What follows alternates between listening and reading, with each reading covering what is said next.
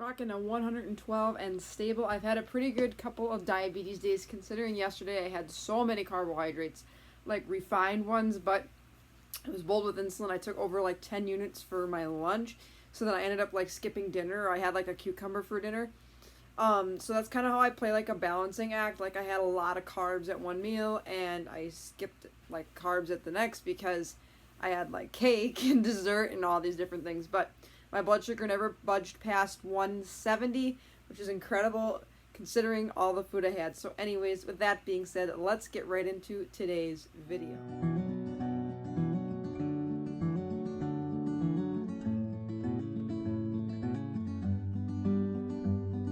Hey y'all, it's Maddie. Welcome back to my channel.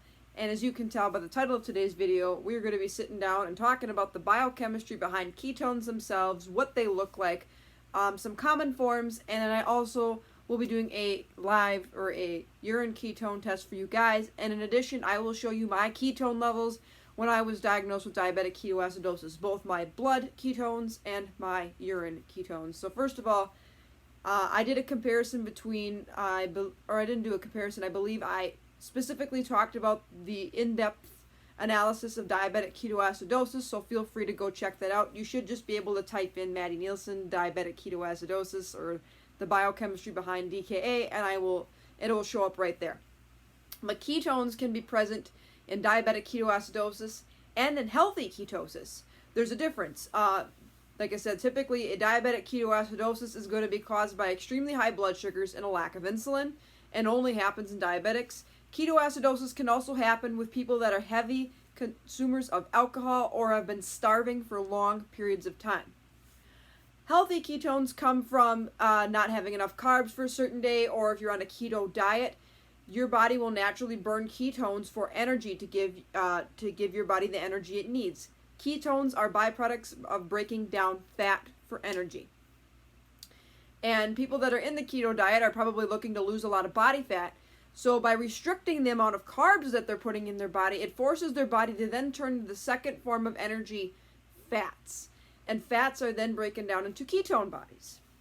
And there's three main ketone bodies. The first one is acetoacetate, which is found in your urine primarily. This is what is tested for in your urine strips. If you ever looked at this, you can even see it says here, it says acetoacetic acid, which is the same as acetoacetate. It's kind of the same principle. Then there's beta-hydroxybutyric acid, or BHB for short. So I will be probably calling a BHB for the rest of the video. So if you're not sure what that one is, that is what it is here. And the third one is your basic simple acetone. Acetone is the most simple form of a ketone we have. Now, in order for something to be considered a ketone, it has to have a double bonded oxygen in the middle with carbon atoms on either end. So this is why acetone is the most simple form. You see here you have carbon on either end, and then there's a carbon atom sitting right here and a double bonded oxygen in the middle of it. So that is what makes a ketone. Now, BHB is actually technically not a ketone because of its ending OH.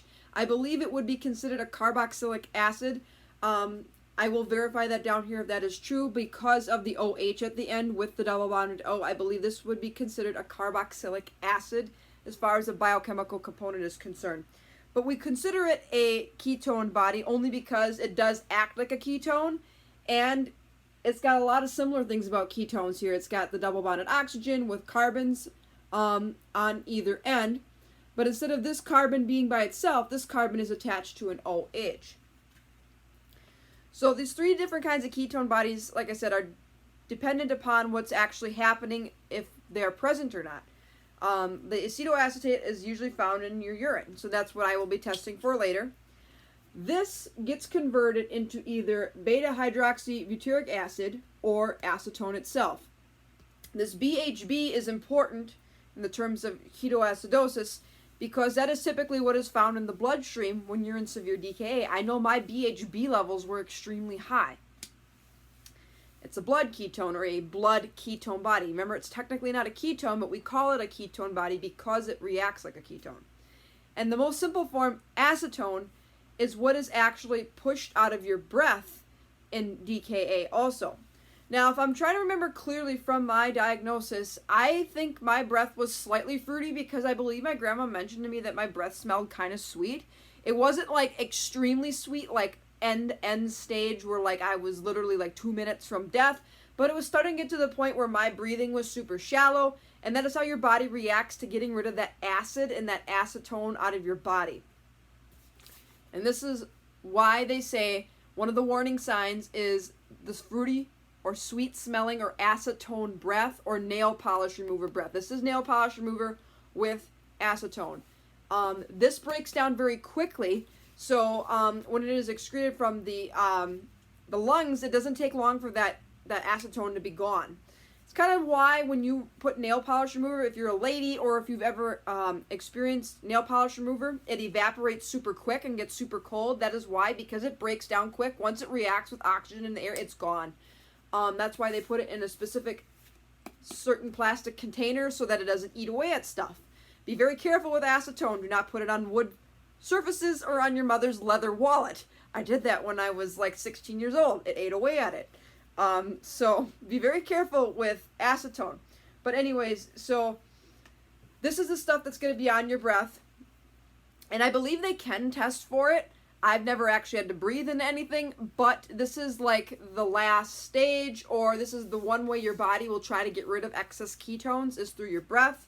They will also be present in your blood. That BHB is probably what's going to cause your blood chemistry to go really, really out of whack and cause severe acidosis of the blood. When your blood turns acidic because of the way the ketone bodies are biochemically arranged, it turns into a poison, therefore causing a whole bunch of other things to go out of whack, like your electrolyte balance and your fluid levels. This is primarily found in your urine. I'm sure it can be found in your blood, but I know when they tested me, they did a ketone urine test, and this is what they tested for, and this BHB was tested for in my blood. So now I'll jump into doing the actual ketone urine test for you guys, testing for presence of ketones in urine. I do believe I'll put a little explanation, kind of what I mean by that and kind of how I interpret ketones. So, like I said, with ketone tests, all you have to do is pee on a strip and line it up with the color change. My blood sugar right now is 109, so I would not foresee any ketones unless I was deciding to be on a keto diet or I haven't ate like carbs in a long time and my body wanted to burn fat. Then there could be some trace or small ketones in my urine, but those would be healthy ketones. Those would not be unhealthy ketones.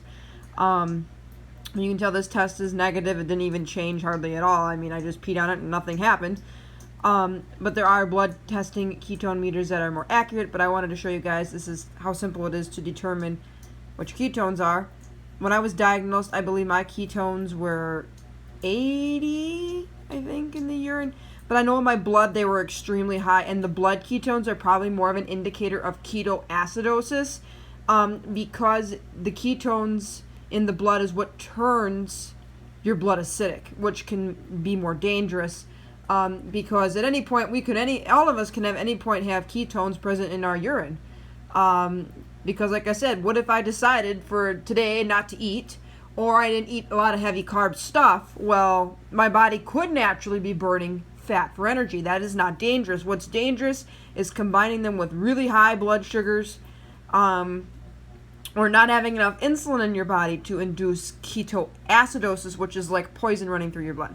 Like I said, I did videos previous on ketoacidosis, what it's about, but I wanted to sit down, like I said, and do this video. I wanted to do this video on the biochemistry behind ketones themselves and do a ketone test for you guys, so this is how simple it is. I hope to be doing more. If I do decide to invest in a blood ketone meter, I may do something more with that, only because I hear of great accuracy with them, but I don't remember the last time I've had to test for ketones. And I've actually had ketones present at trace and small levels at blood sugars in the 200s. See, there's still some pee on here. Gotta wipe that off. But anyways, I've had blood sugars in the low 200s with ketones. So for me, ketones show up just a bit earlier than your typical 240. So keep that in mind. If your body shows ketones at lower or higher levels, like use that as your kind of a judgment. But I wouldn't be too concerned unless your blood sugar won't come down. Like, if I had a 240 and it came right down, like, there's not going to be enough time to build ketones. But if I'm sitting at, like, 240 for at least 2 to 3 hours, there's a good chance there might be some present and that should be tested for. So anyways, I will get back to talking about ketones in the video. So like I said, anybody can have ketones in their urine. As long as you're not getting super dangerously high blood sugars or you're not lacking insulin, not a problem. But keep in mind that you can actually go into diabetic ketoacidosis or have ketone levels that are very high with lower blood sugars. For example, if you are sick and your body's not getting the appropriate insulin you need, or you're going like a stomach bug where you're going high to low all the time and you're not eating a lot of food, your body will burn ketones because you're not putting carbs into your bloodstream. You're not breaking down carbohydrates, which is the first thing your body wants to use for energy. Then it'll use fat, then it will use muscle mass. I hope to be doing a video basically describing what a carbohydrate is, what a fat is, and what a protein is, and their roles in the human body, and kind of how our body goes through and uses them for energy if absolutely necessary. But I wanted to kind of re-emphasize that for you guys, that ketones and diabetic ketoacidosis can actually happen at lower blood sugar levels. Your blood can go acidic. In order for it to go acidic, you need to be lacking insulin and having issues with your blood sugars varying. So keep in mind, if you are sick and are having lower blood sugars like a stomach bug or just normal sickness and your blood sugars are roller coastering, keep an eye on your ketone levels, because you could have a lot of ketones without even realizing it. Now, I had the flu back in March. I never tested for ketones because I thought if my blood sugars were normal, I wasn't going to have them. I should have, however, because I was not eating a lot. And turns out I lost 3 pounds after I was 3 or 4 pounds after I was done with the flu bug. Even though I kept my blood sugars between 70 and 140, because I wasn't eating any more than like crackers and water, that is not enough carbs to sustain energy and fight off my bug. So my body was probably breaking down my fat for energy. Now, as long as those levels did not get extremely high, they probably didn't, I was okay. And I wasn't really concerned because I was pushing heavy amounts of insulin into my bloodstream. Now, if you're not eating a lot or you're not taking enough insulin, please be concerned with ketones and ketoacidosis, because ketoacidosis is dangerous. It can be life-threatening and can cause organ failure and can kill you. So, anyways, that is that. And now I will get into my actual lab results from when I was first diagnosed in diabetic ketoacidosis. So you can see here my beta hydroxybutyrate was 5.8 millimoles per liter. The standard range should be less than 0.6 when you test it with your blood, like on the blood ketone meter. But mine was 5.8, which is extremely high, and when I've looked up, you can't get much higher than that, so that's really dangerous to think about, how high my blood ketones were. Here comes with my urine. My urine pH was normal, but these are other 2 indicators of diabetic ketoacidosis. You can see the protein in my urine was extremely high. What I talked about is your body breaks down fat, and my body actually at that point was breaking down tons of muscle mass because my arms and my calves were actually shrinking in muscle size. And that's what I mean, like I lost a lot of weight, but I lost a lot of muscle mass. So I was actually peeing out tons of protein in my urine. And my urine glucose was well over 500 milligrams per deciliter. And my urine ketones, which were 80 milligrams per deciliter, which would be the equivalent of the second darkest level here on the urine ketones. So not good. Not good at all, but that is kind of what happened here. And then I wanted to show you an actual thing that indicates how your blood is acidic. Now, as you can see here that my pH, now here you can actually see that my pH venous was 7.05, which is extremely dangerously acidic blood. Normal blood pH, as you can tell in this, is 7.35 to 7.45, and you can tell July 22nd, 2018, here you go. And then my bicarb, which is what kind of helps your blood stay very basic, your blood should be slightly basic, was 8.1, which is on the very, very low end. So that tells you my blood was way too acidic and not basic enough. So anyways, I wanted to show you guys that quick. Not fun what I went through, and a lot of you that have been through ketoacidosis know that it's not fun to go through at all, and that it's very, very scary and very, very painful. Being nauseous and being stuck so many times, having your blood sugars checked, it is not fun. But yeah, these are your little guys that cause all your problems with being a lack of insulin. This is crazy what DKA can result in this and turning into such severe nausea. And something I also didn't talk about too was the nausea can actually come from all of these acids building up in your stomach, and that's actually what causes you to be nauseous, along with the fruity breath and just having acidic blood in general. So that is where the nauseated feeling comes from too when it comes to having ketones and diabetic ketoacidosis. Like I said, the ketones that come from healthy ketosis probably would not be as high a levels as what you see in DKA also. So that's another indicator, is if they're kind of on the lower end, it's probably not severe. Whereas if they're extremely elevated levels, good chance you're in DKA. And then having acidic blood confirms that, and obviously having high blood sugars confirms that it's diabetic ketoacidosis. You can have ketoacidosis, like I said, induced from alcohol and or starvation for long periods of time. Like if people that live in third world countries are not eating for long periods of time, they can actually go into ketoacidosis, not induced by a lack of insulin or type 1 diabetes. So anyways, if you enjoyed this video, give it a big thumbs up. Feel free to hit that subscribe button down below. I post videos every single week about diabetes plus more.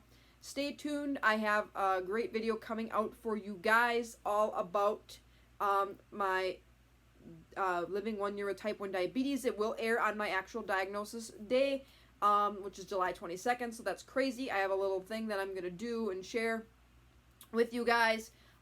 Maybe I'll do something special for my diaversary, and then I would post that later. If not, I'll keep you guys up to date what I do, but I'm definitely going to have something really big and heavy dessert because I'm a sweet tooth. So anyways, until next week or next time for more videos, take care, God bless, be kind, spread positivity, and be thankful. Bye, everyone.